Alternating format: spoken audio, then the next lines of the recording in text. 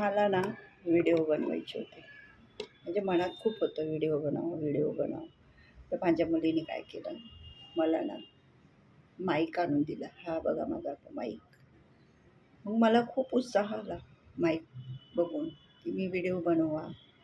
मला ना दिवसेंदिवस असं वाटायचं व्हिडिओ बनवा. मी व्हिडिओ बनवते.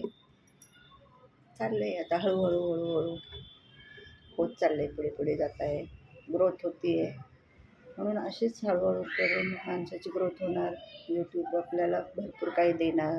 आपण फक्त आपली मेहनत सोडायची नाही, व्यवस्थित काम करायचं. दिवसातून 1-2 ज्याला जसे वाटले तसे व्हिडिओ करत राहायचे. जेवढे झेपेल तेवढे करायचे. शेवटी एक दिवस येणार तो आपला पण. म्हणून सगळ्या गोष्टी आपण मनात ठेवून हळूहळू करून सगळं पुढे जायचं. कंटाळा आला तरी पण माणसाने थोडंसं एखादा दिवस येतोच कंटाळा, त्यात काही नाही, त्रास होतोच थोडासा. पण दुसऱ्या दिवशी परत तोच उत्साह घेऊन परत कामाला लागायचं. कारण एक आपल्याला ना सवय झालेली असते ह्या गोष्टीची. आपल्याकडून काहीतरी राहिलं की काही राहिलं. म्हणून ना व्हिडिओ बनवायची ही हॉबी आणि एक मेहनतीचं काम आहे. जो करेल तो सक्सेस होणार.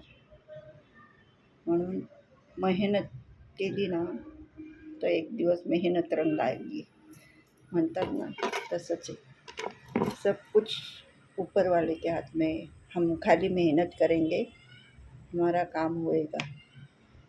कर भला तो हो भला, एक म्हण आहे. तसं आपण पण आपलं काम करत राहायचं, व्यवस्थित सगळं मेहनत करत राहायची.